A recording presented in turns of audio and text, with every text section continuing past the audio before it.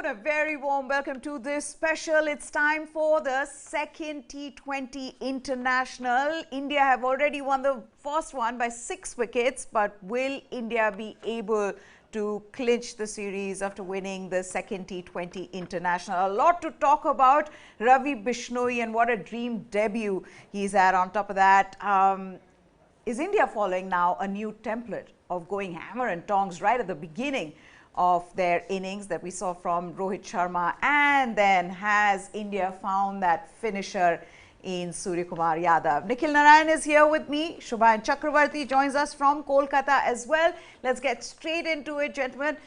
Nikhil, this was a perfect game in terms of what India wanted to achieve. Experimentation or not, you give a debut to Ravi Bishnoi. He plays really well. You see Surya Kumar Yadav finishing the way he did and also guiding Venkatesh Iyer through that innings. It was the kind of win that India would have wanted from the first game. Absolutely, Maya. 3 things worked perfectly for India in this match. Debutant Ravi Bishnoi, his partnership with Yuzvendra Chahal in the middle overs. Then, of course, Rohit Sharma's new template of attacking in the power play. We've seen that in one-day cricket and now in T20 cricket. And then Surya Kumar Yadav emerging as the finisher, the X-factor in the middle order. 3 things worked well from them. They'll be very happy. They'll be very happy, but who will also be very happy is Mumbai Indians and Surya Kumar Yadav with the way he batted. Shubhayan, we talked about this yesterday, and something that even Rohit Sharma spoke about, that how it's a problem for plenty for this team, given that a Shreyas Iyer has to sit out, Surya Kumar Yadav comes in, a Venkatesh Iyer comes in, but it's also the pressure that these players are dealing with, because from here till the World Cup, it's make or break for some of these players, the likes of Venkatesh Iyer, whether he performs or not, every innings would decide whether he's going to be part of that team. So in that sense, Surya Kumar Yadav would be very happy with his performance, and India would be very happy with both of them as well. Okay, you need to unmute your mic if you've muted it. Yes. Am I audible now? Yes. Yes. As Nikhil said, Rohit Sharma has set a fresh template for the Indian team to approach their batting, and I mean Surya Kumar Yadav has followed that template as well. He was under pressure. Rishabh Pant and Surya Kumar Yadav was a new pair at the crease, and Rishabh Pant perished quite early. So the pressure was on Surya Kumar Yadav, and he showed why he's one of the most experienced players in domestic circuit, and he has had faced a lot of similar situations for Mumbai in the domestic circuit and for the Mumbai Indians in the IPL and previously for KKR. So Surya Kumar Yadav has shown why he can be trusted upon, and some of the strokes he played, I mean, flamboyancy was at its best despite him being under pressure, and the way he as you said, the way he told Venkatesh Iyer that you need to calm down, there is no need to rush upon, despite we are just few runs away. So it is all maturity. He has led Mumbai in Ranji Trophy, in other tournaments as well. So he's a mature guy, somewhat which the quality Shreyas Iyer might not bring yet, Yeah. Okay, we've also got to talk about Ravi Bishnoi and the debut that he had. He couldn't have asked for a better debut, and why I say that Ravi Bishnoi can be very proud of what he did was because of the heart that he showed amongst bowling to some of the biggest hitters of the game, to be able to bowl like that. Of course, then that over where he got 2 wickets, Nikhil. But clearly, India needs him in their plans, and he's showing what he can do. And this was just a fantastic debut for him. Absolutely, Maya. 2 for 17 in 4 overs. He changed the complexion of the game, getting Roston Chase and Rovman Powell in that 1 over. Also, what stood out for me was his control, being a leg spinner and being a unique leg spinner. I think all the deliveries he bowled yesterday, if I'm not wrong, were wrong guns. Yeah. So all googlies. And he's a specialist in bowling googlies.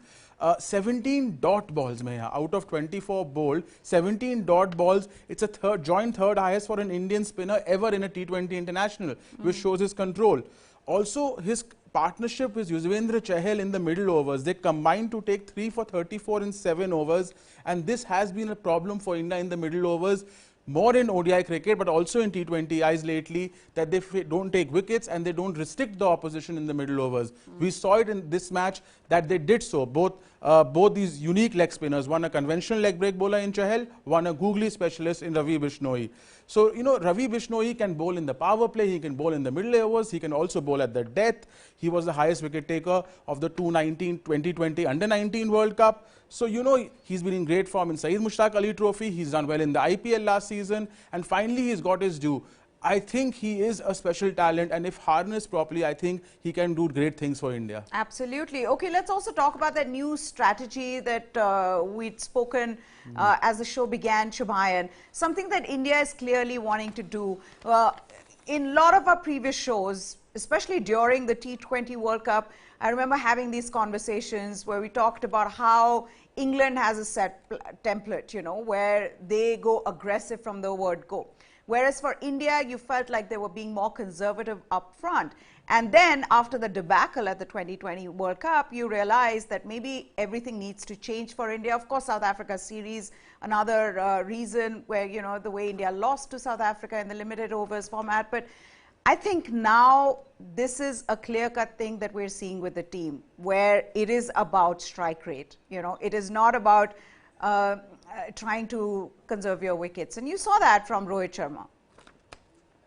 Oh yes, absolutely. You know, and sporting world is such that you need to continue to evolve with how the sport races up. And this is what Rohit Sharma's new template has shown, that you know, power plays are one of the most crucial phases and one of the easiest phases where you can score runs quickly with the field restrictions up. And Rohit Sharma is an experienced player. Even with Mumbai Indians, Quinton de Kock was one of the aggressors of that team during power plays. And now that you know, he's batting with someone younger like Ishan Kishan or Ruturaj Gaikwad, he would be the one who will say, okay, you guys, you can take a couple of overs to settle down. I'll go gung ho. And it will be interesting when KL Rahul returns, because KL Rahul is someone who is in T20s. Nikhil and I have been continuously discussing even in our IPL shows, that KL Rahul is someone who has that sort of range to take on any sort of bowling attack, and he would be one who will be complementing Rohit Sharma, and it would be very interesting who becomes the aggressor, because Rohit Sharma at the moment has both the gears. He can play the disciplined part and he can play the aggressor as well. And and KL Rahul has the same qualities as well. So interesting phase ahead for the Indian team. It is. What is also interesting to see that that 15 crores do not sit lightly on anybody, and we saw that with the Ishan Kishan Nikhil. I mean, to see him, the difference that you saw in the way Rohit Sharma was batting and Ishan Kishan was, and just the way he got out as well. After having spent enough time at the crease, one wondered if the shot that he got out to was the right shot to play. Yeah, I mean, he was clearly not at his best, Ishan Kishan. I mean, 15 crore, he got 15 crore. I think the pressure was on him. But yeah, it was a scratchy innings by Ishan Kishan. Not at his best, not his most fluent and destructive. And I think because Rohit was timing the ball beautifully, without any effort, he was scoring at a run rate of a strike rate of 200 plus. I think Ishan Kishan was trying to match him, but yesterday was not his day. But coming back to his template, this is very interesting. India scored 57 in 5 overs in yesterday's match and 58 after the power play. Their run rate since the T20 debacle, you mentioned that World T20 debacle, has been 9.5 in the power play in the 4 matches they have played thereafter. Also, I was doing some number crunching. There is a positive correlation between India's run rate and the power play. India's run rate in the power play came crashing down to 6.7. In the home series against England in 2021, which we, just marginally won 3-2. Then we went to Sri Lanka, we lost. The run rate there was only, 6.94. Then against Pakistan and New Zealand, if you remember, we had a run rate in the power play of barely 6 and 5.5. So, also, before that, I did some number crunching, and India, when they had a run rate of 8.76 in the power play in 2018, they had a win-loss ratio of 3.5. It dipped to 8.15 in 2019, and India's win-loss ratio went down drastically. Then India again increased their run rate in 2020 to 9.5, and the win-loss ratio again went up. So You can, of course, there are other reasons, like there was the formation of Kulcha, rise of Jasprit Bumrah, but there is a positive correlation between India's run rate in the power play and winning and losing in ODIs and T20Is, and this is very interesting. Okay, what is also very interesting was how Virat Kohli got out, Chubayan, yet again, to a spinner, to a shot that he didn't need to play, at a time when Ishan Kishan has just gotten out. I don't know when was the last time I saw Virat Kohli having these lapses of concentration other than what we've seen in the last 3 months. I mean, to see him, and the thing is that when he's playing some of the shots, he looks really good. But yet again, not being able to just sort of have the blinkers on and go about his innings. And you know, Meha, Virat Kohli, when he was at his peak, we were surprised that he was not having that sort of lapse of concentration, and this is what makes this phase of Virat Kohli so much interesting to even watch, where suddenly a player at its peak comes down crashing, and that is why people say that confidence plays such a major role in sport, and not only in cricket, in any sport. And Virat Kohli clearly is not at its best, despite Rohit Sharma saying, despite Virat Kohli himself saying that I am in great space of mind. I don't agree that Virat Kohli is at its best, because the way he got out and the sort of reaction he gave, he was absolutely livid, and he knows there has been a lapse of concentration. That is why that sort of reaction comes out. And we have seen the best of Virat Kohli, and to see a player go down to such a low phase of his career where he's struggling to get 2-digit marks, it is very difficult. We have seen so many ups and downs in sporting world history, Sachin Tendulkar, Shane Warne, so many legends.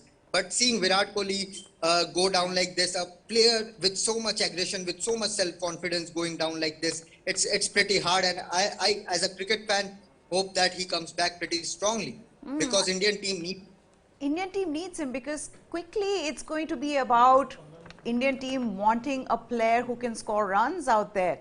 And Virat Kohli, I know that he sets these standards for himself, Nikhil, that are unmatched, and that's why it's difficult to even to deal with this, because this is the same Virat Kohli who scores runs, who still averages 50 plus in all 3 formats of the game, but yet you see the way he's getting out and you wonder what's going on.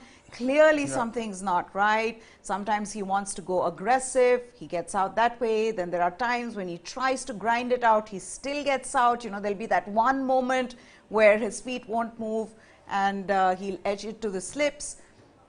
Again, in the first T20, you wondered what is going on. I wish he wasn't in this phase, but he is, and it's a reality at the moment. I mean, isn't it Murphy's law, right? When something goes bad, everything goes bad, and I think that is exactly what is happening with Virat Kohli. Unfortunately, it's never happened between 2014 and 2019, Meha, that Virat Kohli has seemed that he will get out.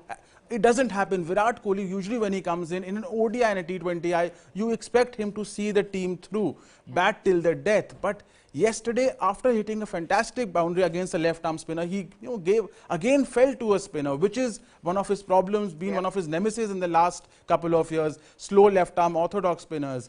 Then getting a start, throwing his wicket away. He's failed in 5 of his last 6 limited overs innings. It's getting a bit, it's getting tough for Virat Kohli. I'm not suggesting that he won't be dropped.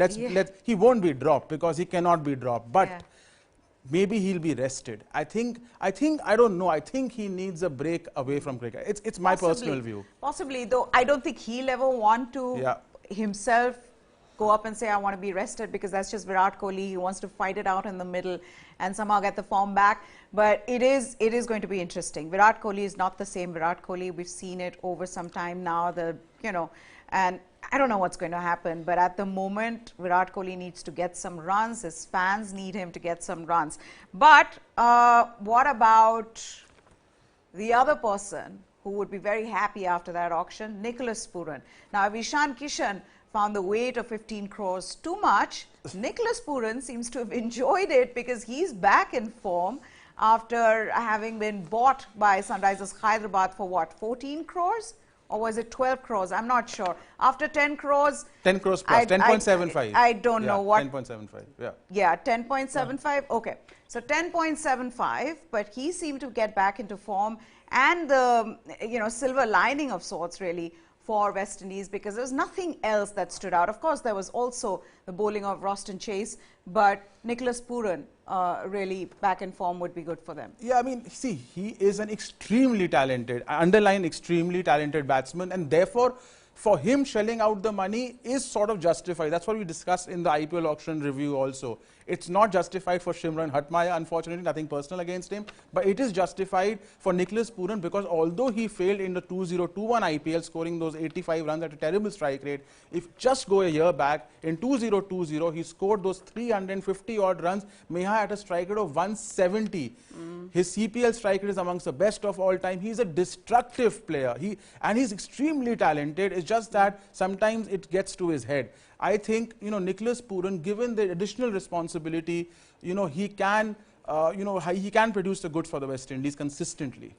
Okay, that's what I think they'll be hoping for, and that's what Sunrisers Hyderabad will be hoping for after having dished out 10 plus crores. But thank you so much, Shubhayan and Nikhil Narayan, for joining us here. So yes, will India clinch the series? In all likelihood, they will, given how well they've played against the West Indies in the ODIs and in the first T20 international as well. And if they do happen to win the series, then this will be the 6th bilateral series win in India. That's how good this team has been in T20 internationals at home. But let's hope that they seal the series tomorrow. But for now, goodbye. Thanks for watching.